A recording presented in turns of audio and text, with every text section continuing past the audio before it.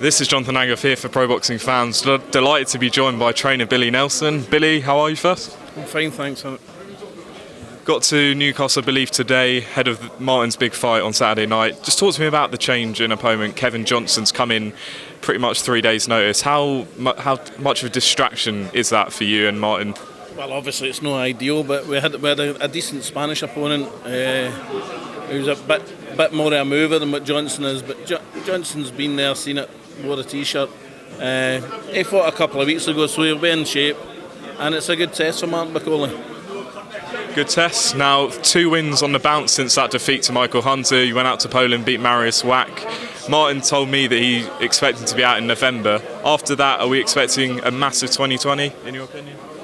I would like Eddie to get Martin a world title fight in 2020, if that's possible.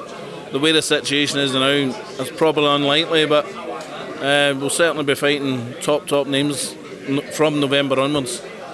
Now, top names, a couple of top names fighting next week, Derek Chisora and David Price. Now, we know there was, I think, an offer. Can you confirm an offer for Martin to fight Derek, or was that just talk? And is that a fight you want afterwards? Well, we've already had an offer to fight Chisora. We said yes and they said no. That was maybe 3 months ago.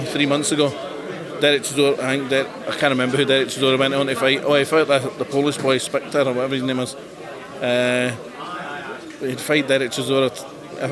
If miraculously there's an injury next week, we'll fight Chisora or Price next week, no problem. Anytime.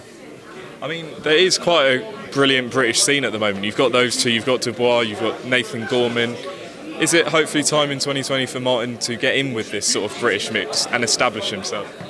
Martin Bakole is above those guys, way above those guys.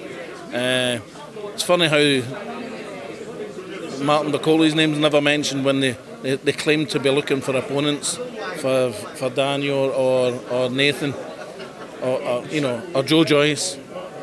Hello, we're here. Make us an offer. We'll come and fight you. No problem. I mean, Joe Joyce, it looks like he's going to fight Huck for the European title. What do you make of that fight? And do you think, is that a possible fight coming up for you and Martin? Listen, Sam Jones, Joe Joyce's advisor, has made it quite clear that they don't want to fight Martin.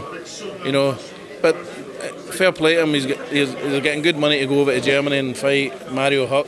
How he's managed to become mandatory or a challenger for the European title when he's done next to nothing for ages, I don't know. But listen, Joe Joyce, no problem. Anytime. We've asked for it for 2 years. They're hardly going to come out and offer us it now. They did offer us it when he was fighting Brian Jennings. There was a problem with Jennings' eyes on the Tuesday, and I got a phone call offering me it for the Saturday. But we were already training for a fight, and you don't offer somebody 4 days' notice to fight Joe Joyce because he is a fine fighter. But Martin Bakole will knock him out after the fight.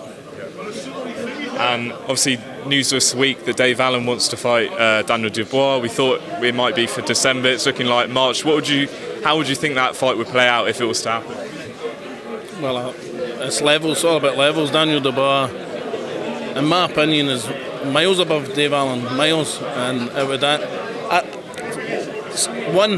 the board won't sanction it for December. They can't. Dave Allen was in hospital after his last fight. He can't fight for the British title coming off a loss. So unless they got him a quick 4-6 rounder and then they had to fight Daniel, I don't see it happening in December. And if it doesn't happen in December, I don't see it happening at all. But supposedly Frank Warren's offered him right good money, the same money he got for Price. So if that's the case, then why is he not taking it? And one last one, December 7th is coming up. How do you see that fight happening? What does Anthony Joshua have to do to beat Ruiz in this rematch? Turn up and do what Anthony Joshua does best, and he'll win the fight. He'll outbox him, and then he'll knock him out. That's simple. That's pretty simple. Don't make things harder than what they could be. Stick to his boxing. He'll beat him at range, and then he'll land the shot that he landed to put him down the first time. But he'll land that continually because he'll not have concussion with a shot that he got at the top of the head. He was foolhardy and rushing in, get hit at the top of the head, and he get concussion.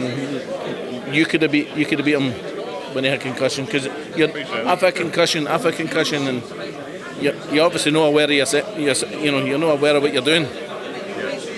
He probably won't remember round 3 hurt him, round 2, 3. He won't remember 3 and 4 or 5. He won't remember when he got hit with the top of the head to the end of the fight. He probably won't remember that. Horrible feeling. Well, Billy, I appreciate your time for pro boxing fans, and we look forward to Saturday night. Martin Bakole. Thanks very much, Alex.